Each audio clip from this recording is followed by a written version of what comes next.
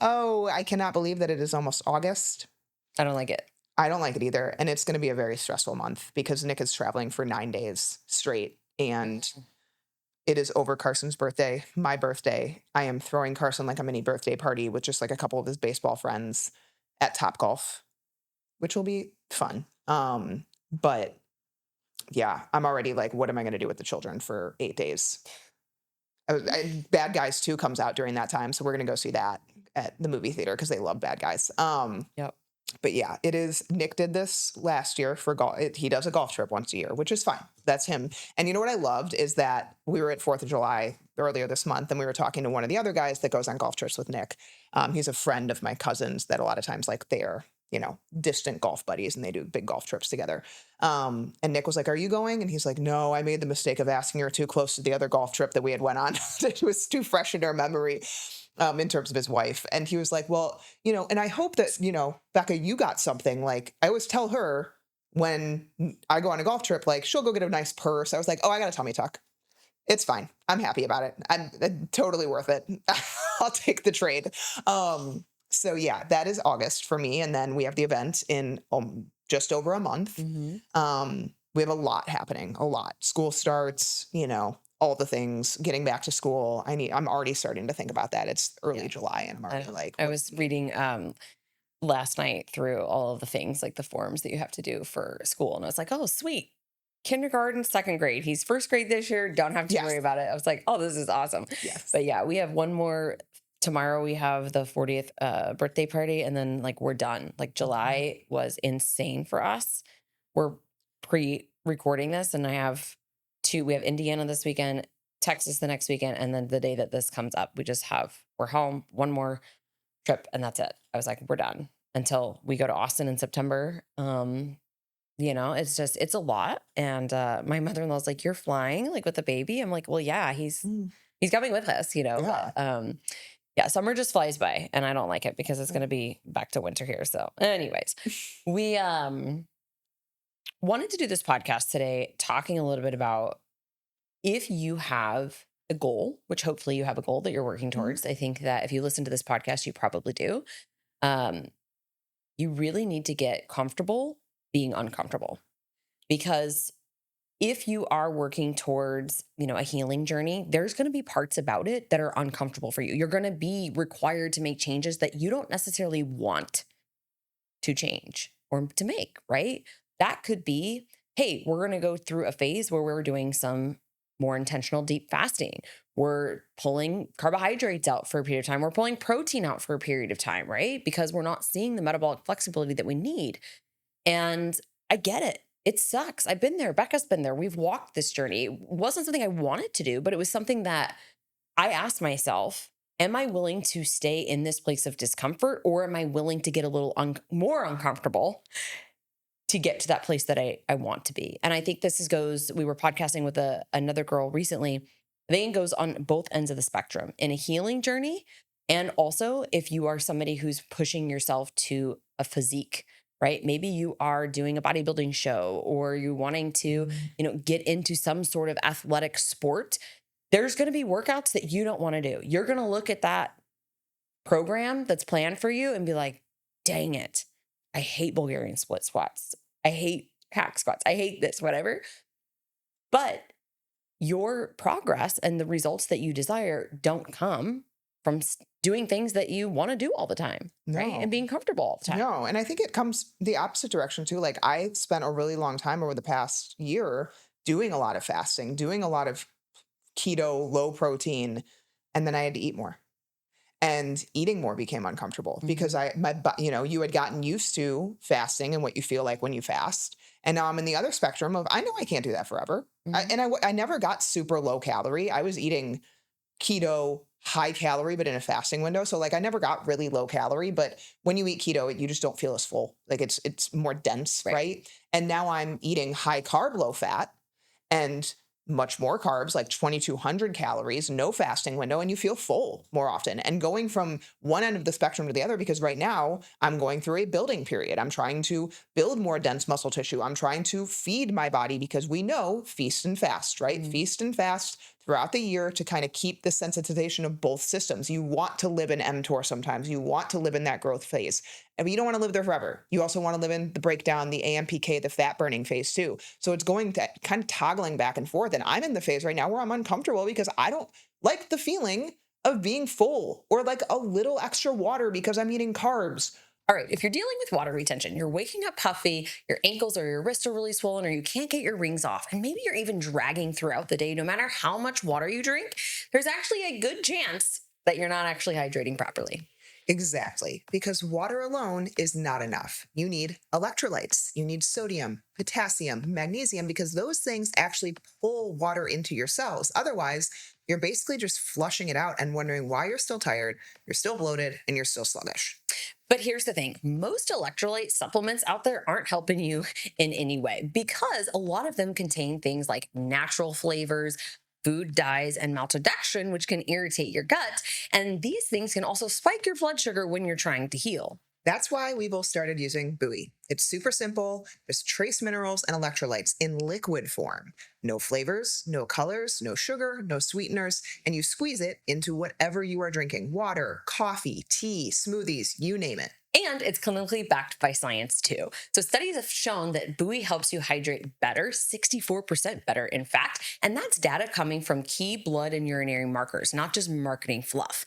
And honestly, you can feel the difference. I've had many clients tell me their digestion's improved, they have less headaches, and they're better energy throughout the day. And Buoy isn't just for people that go to the gym all the time and sweat a bunch. They actually offer a 35% lifetime discount for anyone that's struggling with chronic illnesses. Things like POTS, Hashimoto's, Crohn's disease, chronic migraines, and every autoimmune condition. They're really committed to making better hydration accessible to people who need it most. I actually throw it in my coffee every morning because it's such an easy upgrade. You don't even taste it, but you're definitely going to notice if you miss it. If you're tired of playing hydration roulette and want something that actually supports your body, you've got to try Buoy. It's honestly one of the simplest ways to feel better faster. Terrifying, right? For a lot of women, like to go from really lean, basically dehydrated because you are keto kind of dehydrates you. It makes you very, very not watery. And then you get on the other end and it's just a little bit. I'm up maybe 5-6 pounds and I still look a good physique, but it's the feeling, right? And I don't like that feeling, but I know it's a necessary evil because the other work, the fasting, the keto doesn't work if I don't do this. It doesn't trigger the same response because you have to have both to get the response from both. And so it can apply to literally anything. It can apply to going and building a business. It can apply to building a marriage and a relationship, like having the uncomfortable conversations or doing the uncomfortable actions are necessary to grow. You simply don't grow without them. You don't change without them. You don't see. And the hardest part is that a lot of times you will not reap what you want for a good period of time of being uncomfortable. Like I know for me, whenever it's food changes, I have to be uncomfortable typically for 6 to 8 weeks consistently before I can start to see visibly maybe the changes that I'm going after, or, in the gym, the lifting and the heavier weights, or, if I'm in the opposite of fasting keto, the response from my body, right? It usually doesn't happen overnight. And so the consistency of that uncomfortable place also has to be there. It's not just, oh, I'm going to be uncomfortable for this little bit of time. It's like, no, you're probably going to be uncomfortable perpetually on and off. Yeah. Well, I mean, if you're in the gym and you're trying to, build muscle mass, like I think about, like for me, doing tempo recently, it sucks. I'm more sore, right? I don't necessarily love it. Like there's a lot of other things I could think about that I would rather do. But I also know this is what is going to be required to get to that place that I want physique wise. I think, spinning this into relationships and then just how you want to grow in any area of life, it's the same thing. We always say this, because we listen to Layla Hormozi all the time talking about like everybody wants the CEO job, that title. They don't want the responsibility though. And I think that's why a lot of companies fail is because they aren't moving at the speed of light with execution. They're not planning ahead accordingly, looking at all the pieces in the business that you need to have hard conversations, proactively and not always being like reactive. We just had, our quarterly calls and it's like, okay, there's things that we need to see, change here with. And it's constantly evaluating your team, constantly evaluating how am I getting more A players on my team. I mean, I love our team. I think we have a solid team, but as you continue to grow in any area of your life, your expectations should also change. So if you are looking at, for example, I think about our business, our expectations in 2025 are dramatically different than they were in 2019. The expectations I have of myself are also dramatically different, right? You're showing up in a different way. And so for you, if you're sitting there and you're like, hey, I'm in a cubicle job right now, it pays the bills, but I don't like it. And you're in your mid 30s, guess what? You can change it. You could change it if you were in your 50s too, right? You can change it. It might require you to spend some nights and weekends studying, doing things that you have to sacrifice family time for, or, social life, whatever that looks like for you. The payoff though, in 5 years from now is going to look a little bit different, because then you're getting to leave that job. You're getting to go and, work for, or start your own company, right? Or work for another company that you desire. And so I just think that the way I would say to think about any goal that you're working towards is ask yourself, like, am I 2 feet in, or am I 1 foot in, 1 foot out? Because if you're 1 foot in, 1 foot out, you're going to get half-ass results, and you are not going to get the result as fast as you want, or maybe not at all. And this is where I had this conversation with a couple people recently around, they have done things to try and improve their situation, whether it's, in this situation, it was health. Like they were dealing with a lot of symptoms. Oh, well, I did a SIBO protocol, or I included these supplements recently, or I've changed my diet and I've done keto, I've done low carb, and it didn't work for me. And we need to understand that getting healthier and improving symptoms and improving dysfunction and reversing it ultimately needs to be a right place, right time, right dose. And a lot of people do right thing, wrong time, right thing, wrong dose, and don't do it in the proper order. And so they maybe get a little bit better, but they don't see a full recovery, or things got a little bit better and then they got worse on the back end, right? And it's like, oh, I've done these things, they don't work. It's like, I think you've probably done them in proper order with the wrong combination and with the wrong intensity. And that is where it takes an expert and someone that has walked the walk, that knows how to evaluate, that knows how to dissect a case and see, where is this person starting? What have they done? What's the dysfunction that's currently there? And where do we go from here? And how do we do it strategically? Because there's a huge difference between someone that understands how to walk through a healing process, looking at all of that and evaluating all of that, and someone that's like, oh, we just have to, improve the gut. We have to use these supplements for the gut, and then everything will get better. Like there is, oh my God, there is such a big difference. My favorite, so think back to like 2020 is, the first few courses that maybe we took, or the way that we were taught, right, with gut healing. It's like, okay, you get this.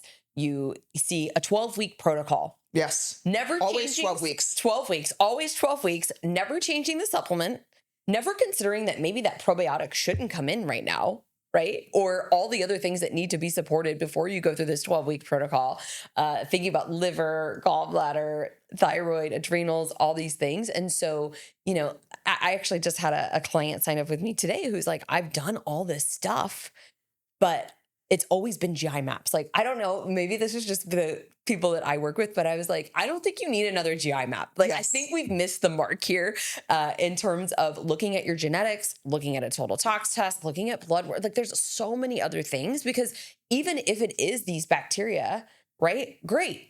The way that we're going to address it is probably going to be the same, way, but we're going to think about why this is happening in the first place, because there's only so many herbs that you can use, yes. Right? Like neem, oil of oregano, garlic, all these things she's telling me she's done. I was like, yep. Okay, so combo products, this and that. The reality is, if you're not breaking down biofilm, supporting liver, gallbladder, stomach acid, getting to actual some of those root causes, because it's not the bacteria, it's the terrain and the environment that allowed this to happen. It doesn't matter if you take antifungals, antimicrobials, antibiotics, it's going to keep coming back. And yes. So that's what you're saying is like, you did a lot of the right things. Were we as intense as we needed to be? Did we look at other outlying, factors? And I think that is what sets our team apart in terms of how we've continued to grow and evolve. And a lot of that, honestly, is because we have kept asking questions. Why is this not working? Why did this person respond beautifully, but this person did not? What about that person that did not respond can I learn from this complex case? Can I take it and dig in, look at the research, talk to mentors, figure out what things, that we have not peeled back the, layers. And I would say, like, we just don't want to leave stones unturned. Does it cost more money? Yes, because you're working with an experienced team, right?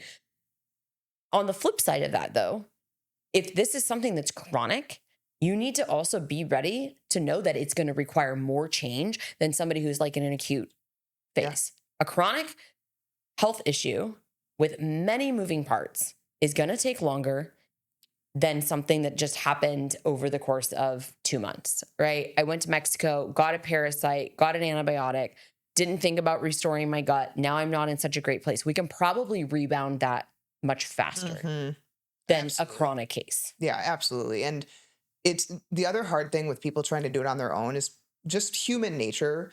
You give up when you get uncomfortable. You're like, no, I shouldn't feel like this. I'm going to stop. Because we in our minds think that healing is just this linear, beautiful rainbow journey that never involves any type of worsening of situations or ups and downs. And if I'm not perpetually getting better throughout it, it's wrong, which is not the case because people heal in flares. When you get the immune system to calm down, guess what? Now it can be more reactive. And so people go on these ups and downs. And when you have someone that understands that and understands how to address that and understands how to get through those situations, now you can actually truly heal and bring back homeostasis to the body. But when you don't, and you take something and something gets worse, you're like, oh, my body, this isn't right. No, it might be exactly right. And you just need to understand what's going on and endure a couple of days, maybe a week of some flare, and then things get better on the back end. But when you don't know what you're looking at and you don't know how to evaluate those things, that discomfort is scary. And it also is a red flag. But to someone that understands, it might be, oh no, this is exactly what's supposed to happen. And now we can get through it, right? And so we just wanted to kind of reiterate that the healing journey is messy. It is hard. It is uncomfortable. And any type of development personally, whether it's with your health, with your marriage, with your business, is going to be uncomfortable because with new levels come new devils. And that is something I always remind myself is like, okay, I'm going through this really hard time right now because God is building me for something bigger. And it's that reminder and that reiteration to myself because sometimes the only thing you have is your faith. Like in those moments, the only thing I can turn to is God because I know that He is really planning for something much bigger. And this is just a part of that journey. He is just molding and strengthening for something that is so much better than where you are right now. So if you are stuck in that place, know that you are not alone. Know that it is normal. Know that it is exactly where you are supposed to be because that discomfort is what ultimately builds you into much, much better things.